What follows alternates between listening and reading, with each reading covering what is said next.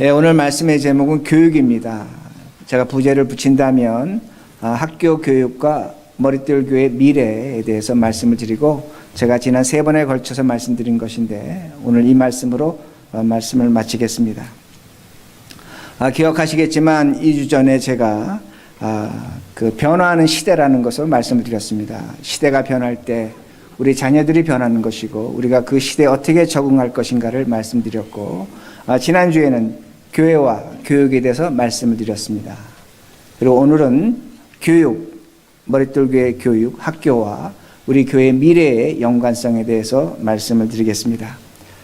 이 시대 분명합니다. 엄청난 위기의 시대고 변화의 시대인 것은 분명합니다.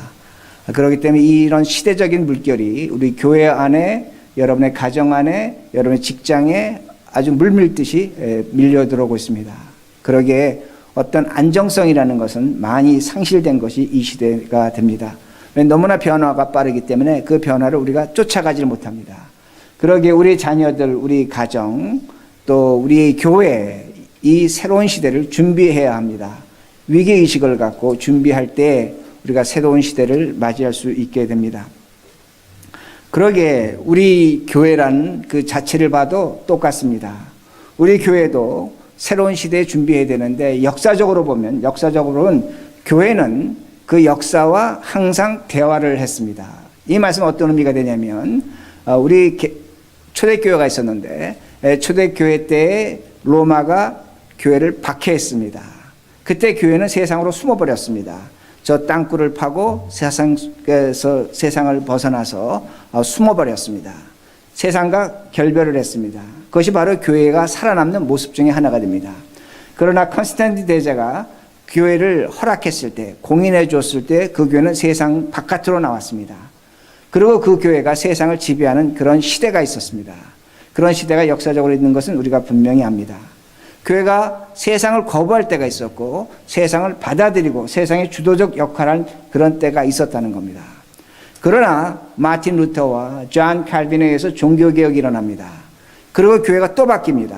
어떻게 바뀌냐면, 이번에는 교회가 세상에도 발을 걸치고 하나님 나라에도 발을 걸치는 그런 이중성을 교회가 갖게 됩니다.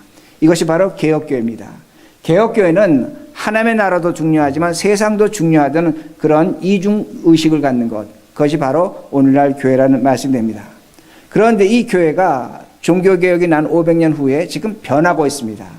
급격하게 변하고 있습니다. 여러 가지 이유가 있지만 하이테크닉이 발전하면서 사람들의 생각이 달라지는 겁니다. 개념이 달라지는 겁니다. 제가 며칠 전에 광고 전단지를 하나 받았는데, 너 전기비나 물값을 내고 싶으면 그냥 말하라는 겁니다. 컴퓨터에 대고 말하라는 겁니다. 그러면 그 컴퓨터가 전기비를 내준다는 겁니다. 이제는 영수증을 갖다가 우리가 책을 쓸 이유가 없습니다. 그저 내가 갖고 있는 컴퓨터에다가 전기비 얼마 끊어서 보내, 그러면 알아서 보낸다는 겁니다. 엄청난 시대입니다. 그러기에 이 시대에 이런 인공지능과 컴퓨터와 인터넷이 발달하는 이 시대에 교회는 과연 어떻게 변해야 될 것인가? 우리 가정은, 우리 자녀들은 어떻게 여기에 적응할 것인가? 더 나아가서 우리들 이미 1세대로 살아가는 우리들은 이 시대를, 이 교회를 어떻게 준비할 것인가 고민할 수밖에 없다는 겁니다. 상상할 수 없는 그 물결이 우리에게 넘쳐오고 있다는 말씀입니다. 그러게 저는 단정적으로 이렇게 말씀드립니다. 교회는 생존의 시대입니다. 아니 목사님, 교회가 생존하다니 무슨 의미가 됩니까? 교회는 하나님이 지키시고 영광 받으시고 번창하는 것이 교회가 아닙니까? 그럴 때가 있었다는 겁니다. 그러기에 제가 역사적 예를 들어드린 겁니다. 그러나 이 시대는 교회가 생존 모드로 들어갈 수밖에 없다는 겁니다. 생존해야 됩니다. 하나님이 그렇게 교회를 생존시킬 때가 있습니다. 하나님의 교회를 번성시킬 때가 있습니다. 그러나 이 시대는, 특히 이민교회는, 우리 교회는 생존의 모드를 가져야 된다는 말씀입니다. 그러기에 오늘 이 시대에 우리 교회가 어떤 준비를 하게 될 것인가입니다. 좀 전에 말씀드린 것처럼 우리 자녀들이, 우리 후손들이 교회를 떠나고 있습니다. 교회는 더 이상 세상의 중심도 아닙니다. 그저 신문에 나오는 것처럼 정치, 경제, 사회의 한 구석을 차지하는 것이 오늘 이 시대의 이 교회라는 말씀입니다. 이런 현실 속에서 어떻게 살 것인가입니다. 15절 말씀입니다. 15절. 또 어려서부터 성경을 알았나니 성경은 능히 너로 하여금 그리스도 예수 안에 있는 믿음으로 말미암아 구원에 이르는 지혜가 있게 하느니라. 이 말씀은 지금 바울이 디모데에게 하는 얘기입니다. 근데 디모데에게 하는데 뭐라고 얘기하냐면 너는 어려서부터 성경을 알았고, 어려서부터 성경을 알았다는 것은 이 헬라어로 보면 아주 어린 아기 때입니다. 막 태어난 아이라는 그런 의미가 됩니다. 너는 그때부터 성경을 알았는데 너에게 성경을 가르쳐 준 자가 있다는 겁니다. 누가 너에게 성경을 가르쳐 줬냐? 너의 부모가, 내 아버지와 엄마가 너에게 성경을 가르쳐 줬고, 그 성경 말씀으로 너는 믿음을 얻었고 또한 구원에 이르는 지혜를 얻었다고 그렇게 말하고 있는 겁니다. 그러니까 지금 바울은 디모데에게 뭐라고 얘기하냐면 너가 성경을 알았는데 스스로 한 것이 아니라 너의 부모의 도움으로 그렇게 알았다고 이야기하고 있습니다. 그런데 디모데에게 있어서 부모는 어떤 사람인가입니다. 이게 중요한 겁니다. 디모데의 아버지는 헬라 사람입니다. 디모데의 엄마는 유대인입니다. 그러게 디모데는 성장해서 할례를 받지 못했습니다. 왜냐하면 아버지가 헬라인이었기 때문입니다. 그런데 나중에 바울이 디모데에게 할례를 베풉니다. 자, 디모데가 밖에 나갔습니다.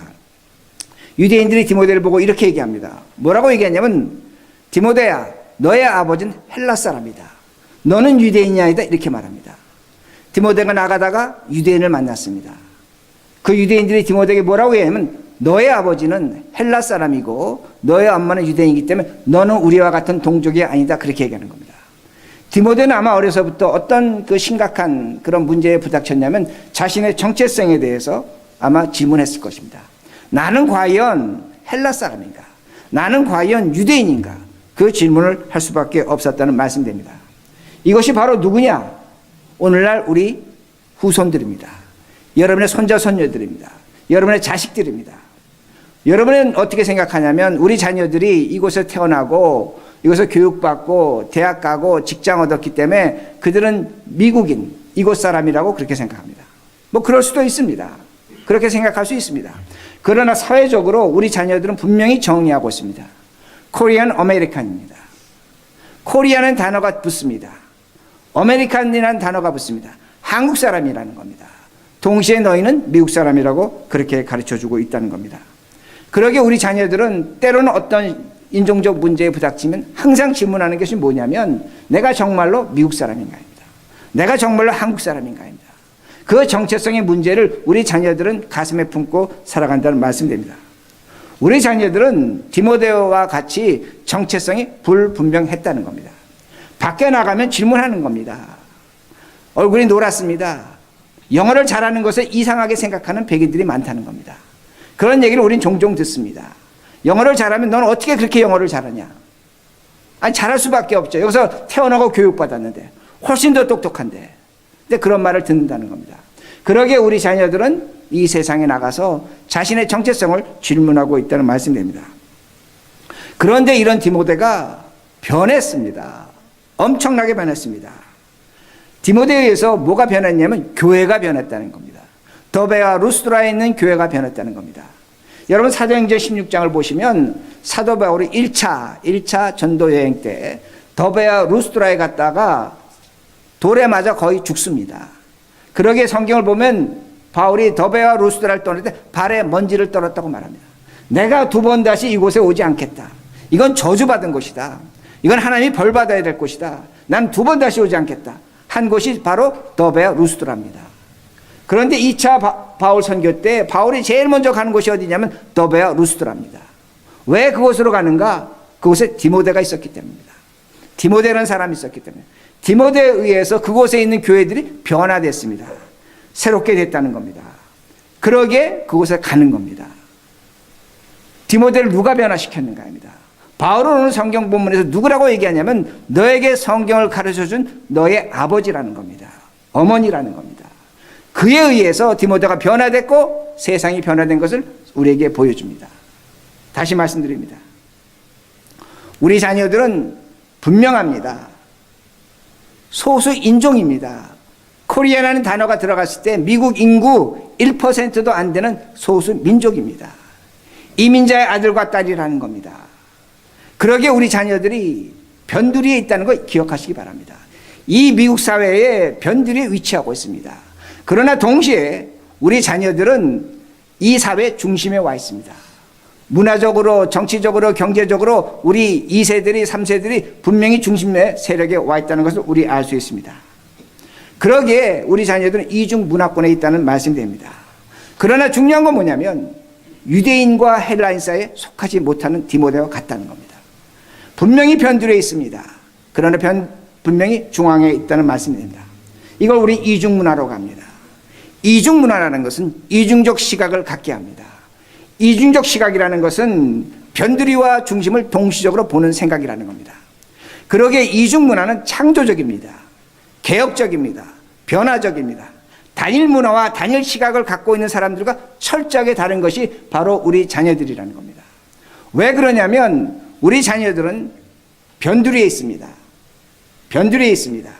변두리에 있기 때문에 가운데로 가려는 에너지를 갖고 있습니다. 이건 가운데 있는 사람들이 갖지 못한 에너지입니다. 변두리가 마지널라이즈드가 센터, 중앙으로 가려는 에너지를 우리 자녀들은 갖고 있습니다. 동시에 우리 자녀들은 중앙에 있습니다. 중앙에 있기 때문에 변두리를 바라봅니다. 변두리를 바라보면서 새로운 정신과 새로운 문화와 새로운 환경을 이해한다는 겁니다. 이것이 우리 자녀들이 갖고 있는 복된 것 중에 하나란 말씀이 됩니다. 제가 왜 이렇게 말씀드리냐면 인류 역사는 이런 이중 문화권에서 나옵니다. 단일 문화권에서 나오지 않습니다. 기억하시기 바랍니다. 성경도 이걸 우리에게 분명히 보여줍니다. 여러분, 모세는 노예입니다. 히브리 사람 출신입니다. 그러나 모세는 애굽의 왕자였습니다. 철저한 이중 문화입니다. 하늘과 땅의 차이입니다. 그러나 하나님은 그런 모세를 써서 출애굽의 지도자로 세운다는 겁니다. 여러분, 예수님의 12제자가 있습니다. 12제자 갈릴리 출신입니다. 무엇이 선한 것이 나오겠느냐? 정말로 천박스러운 것입니다. 정말로 변두리입니다. 마지노라이즈 된 것입니다. 그런데 그들은 어느 문화 속에 있었습니까? 헬라 문화 속에 있었습니다. 로마 문화 속에 있었습니다. 하나님은 그런 12제자를 사용하셔서 교회를 바꾸시고 세상을 변화시키시고 로마를 무너뜨리는 사건을 일으킨다는 겁니다. 이것이 바로 이중문화가 갖고 있는 복된 것이라는 말씀이 됩니다. 여러분, 다시 역사적으로 보시기 바랍니다. 성경적으로 보시기 바랍니다. 얼마든지 많은 예가 있습니다. 여러분, 하나님이 바로를 사용해서 변화시키셨습니까? 하나님이 로마의 총독 빌라도를 사용해서 변화시키셨습니까? 하나님이 예루살렘 성전에 있는 그 제사장들, 종교 지도자들, 힘 있는 자들 통해서 변화시키셨는 거예요. 아니라는 겁니다. 나사렛 예수, 목수, 변두리 사람, 그를 통해서 하나님은 세계를 구원하시는 겁니다. 이것이 우리 자녀들이 갖고 있는 고유한 문화요, 특징이요, 복된 것이란 말씀이 됩니다. 그러기에 우리들이 우리 자녀들을 잘 교육해야 된다는 말씀이 됩니다. 그래서 16절입니다. 모든 성경은 하나님의 감동으로 된 것으로 교훈과 책망과 바르게 함과 의로 교육하기에 유익하니. 성경을 뭐라고 말씀하냐면 하나님의 감동으로 됐지만 디모데나 우리 자녀들이나 우리에게 교훈과 책망과 바르게 함과 의로 교육한다고 그렇게 말씀하는 겁니다. 이 말씀은 하나님의 말씀이 우리 현실에, 우리 삶에 적용되어야 된다는 것을 분명히 말씀하고 있습니다. 그런데 현실적인 문제가 있습니다. 어떤 문제가 있느냐? 여기 애를 키우시는 분들도 있고 또 자녀들이 성장했지만 우리가 우리 자녀들을 돌볼 시간적 여유가 없습니다. 경제적 여유가 없다는 겁니다. 그러다 보니까 우리는 우리 자녀들을 학교에 맡깁니다. 공교육에 맡긴다는 말씀이 됩니다. 공교육 수많은 인종이 다니는 겁니다. 공교육은 좋은 겁니다. 그러나 잊지 마시기 바랍니다. 공교육은 단일 문화와 단일 정신을 가르칩니다. 이게 교육의 목적입니다. 미국 문화와 미국 정신을 가르치는 것, 그것이 바로 공교육이라는 말씀이 됩니다. 우리 자녀들은, 우리 후손들은 이중 문화입니다.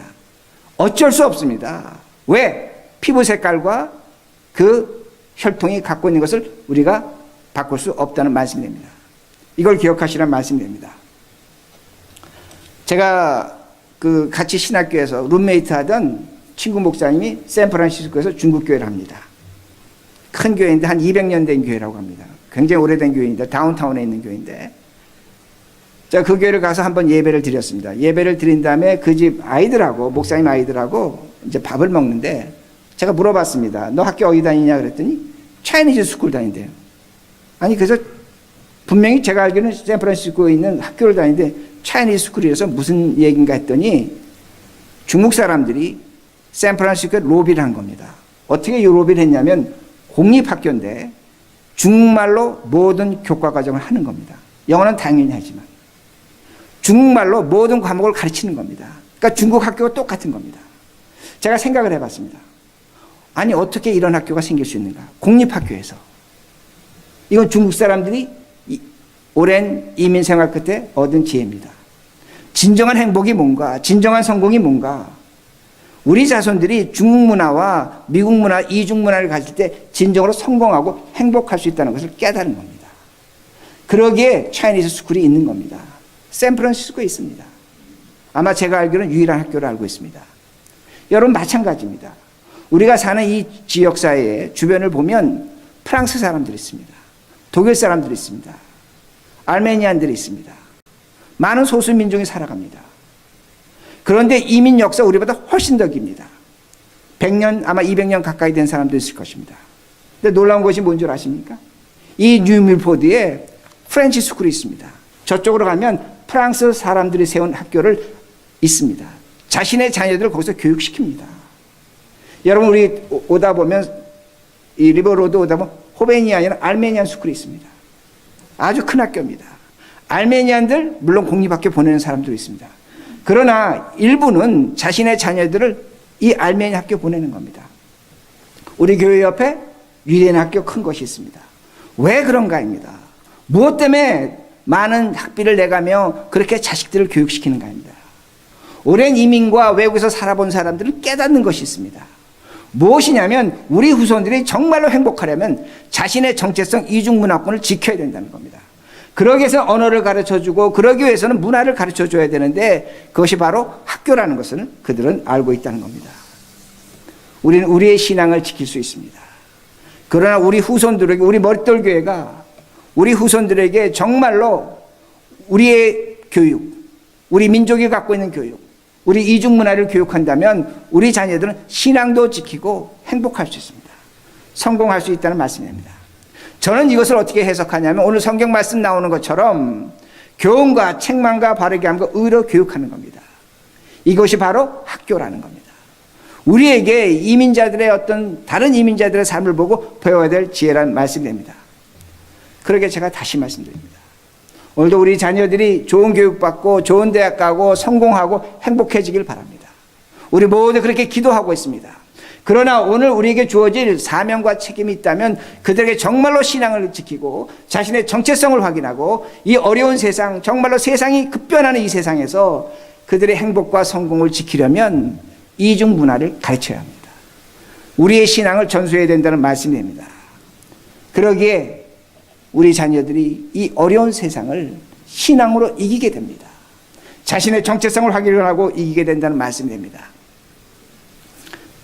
제 막내가 지금 서울 가서 학교에서 가르치고 있습니다. 가기 전에는 걔가 그 정체성이 이민자의 딸입니다. 우리 아버지는 왜, 우리 어머니는 왜 이민 와서 이렇게 사는가? 왜 고생하는가? 왜 이렇게 나는 이 땅에 와서 살고 있는가? 그 질문이 있었습니다. 근데 이번에 갔다 와서 지난주에 돌아갔는데 그 이야기를 합니다. 이제는 알겠다는 겁니다. 한국 사회가 무엇이고 내가 왜 한국 사람이고 내가 미국 가서 어떻게 살아야 되고 왜 우리 엄마 아버지는 그 조국을 떠나서 여기 와서 이렇게 사는지 이해하겠다는 겁니다.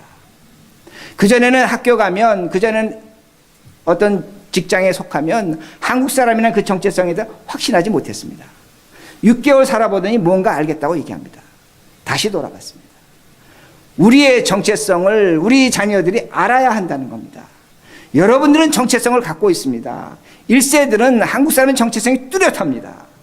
그러기에 어떤 구박을 받아도 어떤 비난을 받아도 차별을 받아도 넘어갈 수 있습니다. 그러나 우리 자녀들은 그렇지 않다는 거 기억하시기 바랍니다. 우리가 우리 자녀들에게 우리 교회가 교육을 시켜야 된다는 겁니다. 이것이 바로 머릿돌 교회가 생존하는 유일한 길이고 더 나아가서 우리 자녀들이 이 땅에서 하나님 말씀으로 이겨나가는 길이라는 말씀이 됩니다. 제가 다시 하나 예를 들 텐데 제가 LA에 살 때 리모트 파크라는 곳이 있습니다. 그 405 후리의 남쪽입니다. 일본 사람들이 아주 오랫동안 살던 곳입니다. 근데 2차 세계대전이 나면서 그곳에 있는 일본 사람들이 그 강제 수용소로 끌려가게 됐습니다. 제가 왜 이 사건을 하냐면 제가 그 나성영락교에 있을 때 집사일 때 그 매거진에서 일했을 때 그 프로젝트를 하나 했습니다. 그러게 이제 일본 사람들에 대해서 제가 그 역사적인 기록을 조사한 적이 있습니다. 다 끌려갔습니다. 끌려가면서 그들이 갖고 있던 비즈니스 이걸 전부 다 유대인들이 헐값에 팔았습니다. 헐값에 팔고 그 수용소에 있다가 전쟁이 끝난 다음에 돌아왔습니다. 근데 LA에 있는 그 일본 사람들은 그것이 너무나 부끄러웠습니다. 그래서 자신의 정체성을 감췄습니다. 여러분 LA 가면 선생들이 있는데 많은 선생들이 일본 사람들입니다. 공무원들이 일본 사람들입니다. 왜 그러냐? 법적으로 자신의 신분을 보장받고 싶어 하는 겁니다. 정체성을 숨긴 겁니다. 그리고 그들은 그렇게 살았습니다. 그런데 LA에 또 한 가지 놀라운 건 뭐냐면 많은 일본 2세, 3세들이 홈레스도 많습니다. 홈레스도 많다는 겁니다. 그런데 제가 제가 아는 목사님이 그 감리교 목사님인데 그 하와이 힐로라는 곳을 목회하십니다.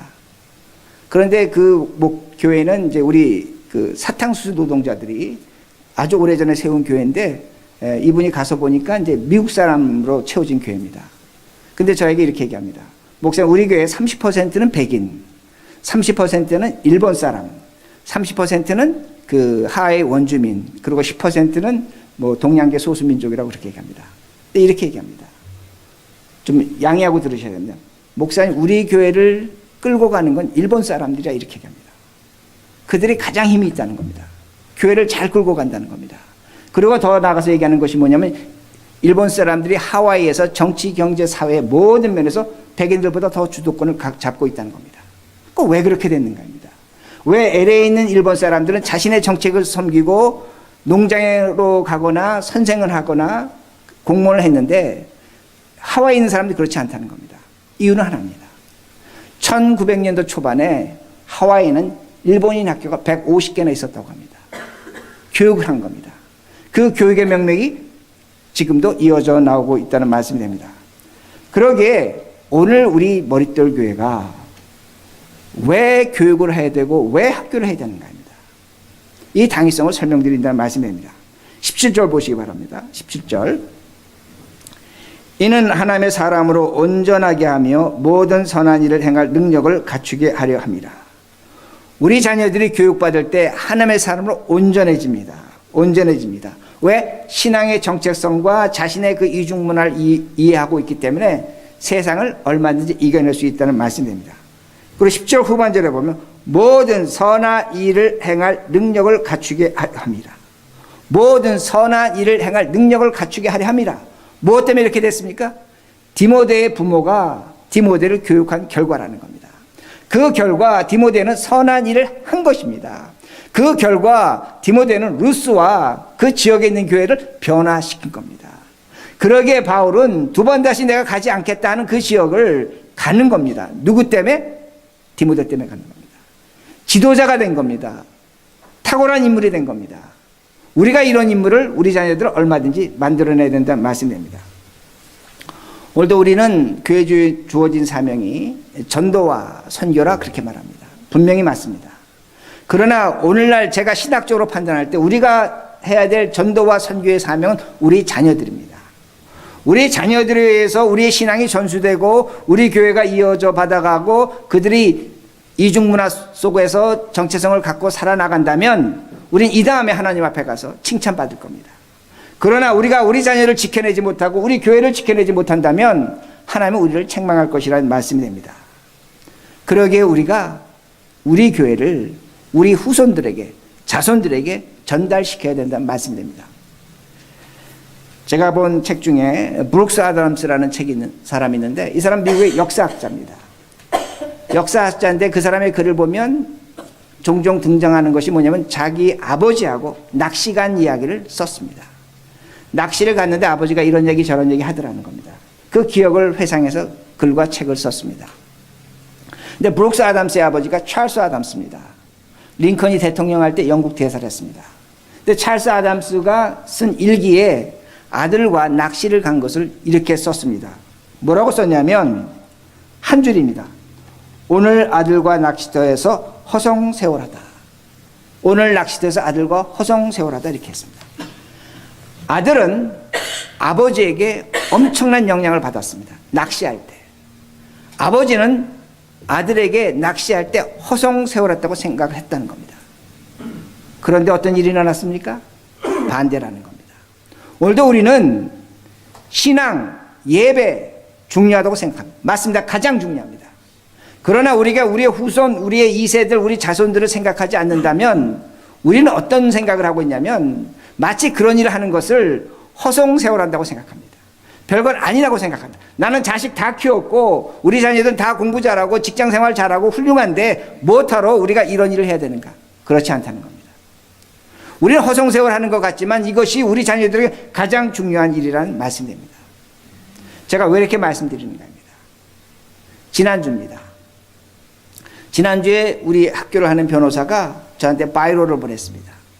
바이로를 보내면서 분명히 얘기합니다. 이제는 머릿돌교회 학교가 non-profit으로 완전히 독립체가 됐습니다. 학교의 잘못으로 인해서 어려운 일로 인해서 교회는 아무런 해도 받지 않습니다. 법적으로 보장받습니다. 그렇게 이야기를 해줬습니다. 저는 이것을 지금까지 끌고 온 겁니다. 학교를 시작하는데 non-profit, 비영리단체로 인증받는 건 굉장히 어렵습니다.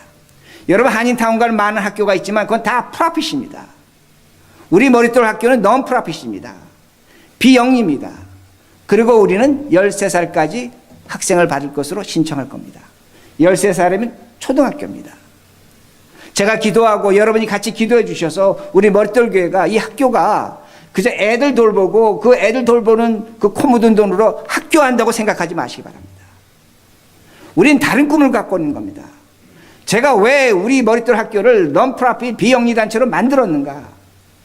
어린아이에서 국민학교 만드는 겁니다. 중학교, 고등학교 지금 만드는 겁니다. 여러분 불가능하게 보이십니까? 아닙니다. 우리 후손을 생각한다면 우리 머릿돌 교회가 이 땅에 세워진 이유 중에 하나로 해야 될 일이라는 겁니다. 고등학교까지 세워야 됩니다. 저는 이 세상에 아마 여기 앉은 많은 분들 없을지도 모릅니다.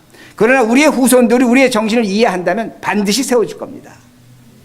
그러면 이 학교는 우리 이민자, 우리 자녀들, 우리 후손들, 여러분의 손자, 손녀 그들이 와서 배움을 얻고 이 세상을 이겨나가는 신앙교육을 받을 것이라는 말씀입니다. 그리고 다시 말씀드립니다. 우리 머릿돌 학교는 학교만을 위한 것이 아닙니다. 우리 교회의 존속을 위해서 가장 필요합니다. 제가 이미 설명드렸지만 우리가 지금 오늘 기도해 주신 것처럼 좋은 유수전도사 구하지 못합니다. 여러 가지 이유가 있습니다. 그러나 가장 큰 이유는 그들에게 지불해야 될 돈입니다. 우리 교회가 그거 감당하지 못합니다. 그래서 저는 기도하는 것이 뭐냐면 우리가 이 학교의 선생을 구한다면 저는 반드시 조건을 달 겁니다.